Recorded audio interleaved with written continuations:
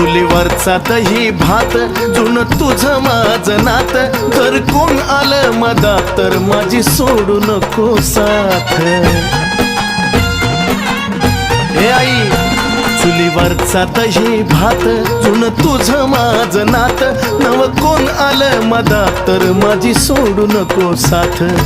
तुझ्या हातून घास भरव ग तेच मला बास, तुझ्या हातून घास भरव ग तेच मला बास, माये तेच मला बास.